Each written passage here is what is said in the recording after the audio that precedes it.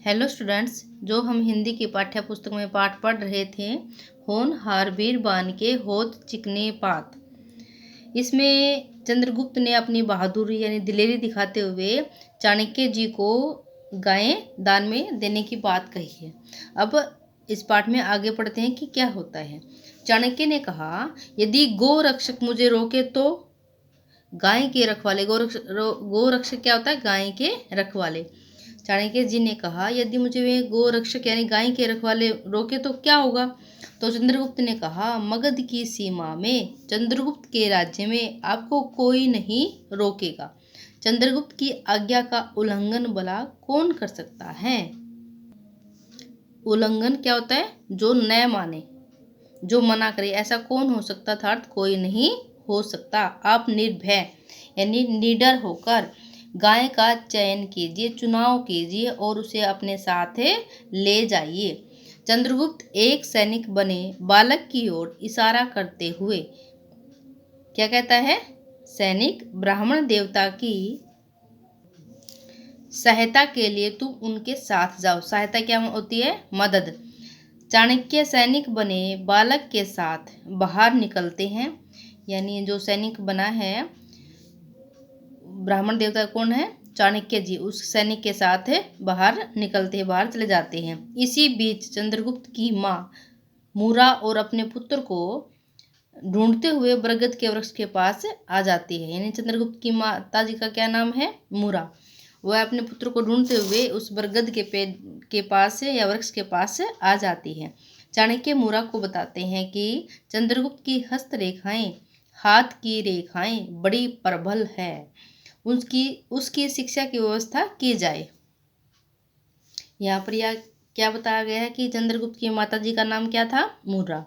और वह अपने पुत्र को, जब खेल रहे थे सभी बच्चे, तो उसमें अपने पुत्र को ढूंढने के लिए आई थी और चाणक्य मूरा को बताते हैं, यानी चाणक्य की और मूरा की यहाँ पर मुलाकात होती है।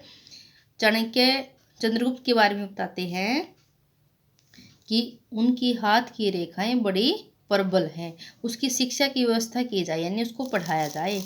उसका भाग्य अवश्य चमकेगा कि एक दिन वो कुछ ना कुछ बनेगा। चाणक्य जी उसकी माताजी मूरा को समझा रहे हैं। मूरा भी यही चाहती थी कि उसके पुत्र की शिक्षा दीक्षा की उचित व्यवस्था यानी प्रबंध हो, परंतु वह बेबस थी। बेबस क्या होता है? लाचार। राजा नंद ने उसके पति को बंदी बना लिया था। अब आगे क्या होता है कि राजा नंद ने चाणक्य का भी अपमान किया था और इस मूरा के पति को भी बंदी बना लिया था। चाणक्य की बातें सुनकर उसके मन में पुत्र के कुछ बनने की भावना का विश्वास फिर से जाग उठा। चंद्रगुप्त बचपन से ही बड़े निर्भीक क्या होता है? निडर, स्वाभिमानी और बुद्धिमान थे। एक बार मगध के राजा नंद ने अपने दरबारियों, सेवकों तथा देशवासियों की बुद्धि की परीक्षा के लिए एक योजना यानी उपाय होता है, योजना बनाई। उन्होंने अपनी राजधानी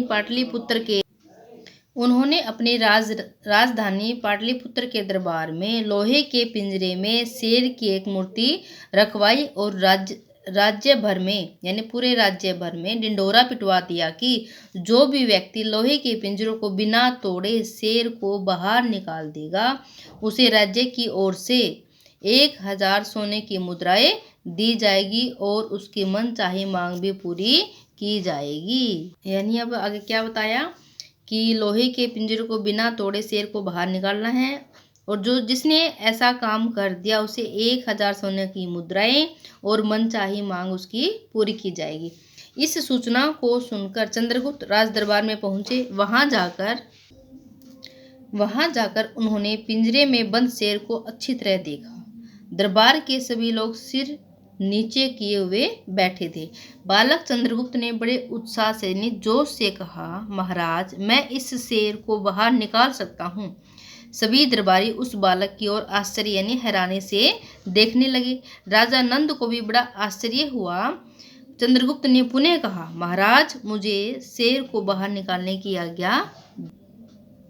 अब चंद्रगुप्त ने क्या कहा है कि मुझे इसको से इस पिंजरे में से शेर को बाहर निकालने की आज्ञा दे। राजा नंद ने कहा, ठीक है, निकालो शेर को पिंजरे के बाहर। ध्यान रहे, तुम पिंजरा नहीं खोल सकते हो। चंद्रगुप्त बोले, ठीक है महाराज, परंतु इस कार्य के लिए मुझे एक जलते हुए दीपक की आवश्यकता है, यानी एक दिया, जिसको मिट्टी का दिया होता है ना बेटा, उस मिट्टी के दिए की आवश्यकता है। राजा नंद के आदेश पर जलता हुआ एक दीपक राज दरबार से मंगवाया गया। चंद्रगुप्त ने सलाखों के बीच से, सलाखें क्या होती है, जैसे ये दिखाई दे रहा है ना पिक्चर में, लोहे की छड़, इसको बोलते हैं सलाखें।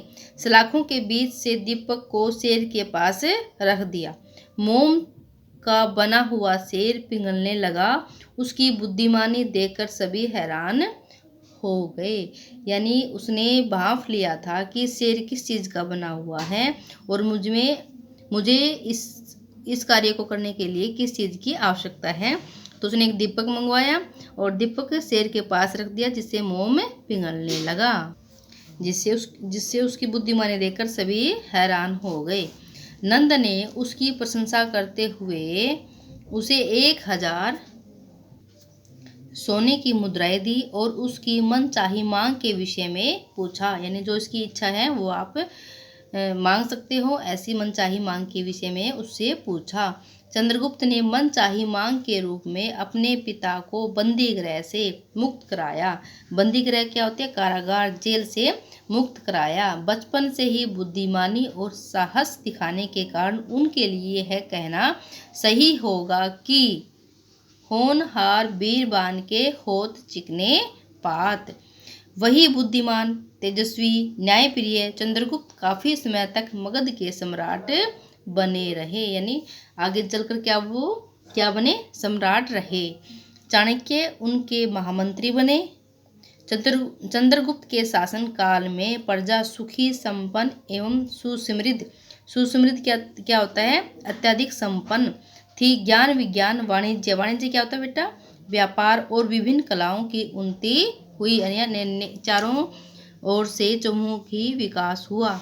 इसलिए बच्चों इस पाठ को अच्छे से रीड करना है और लर्न करना है। धन्यवाद।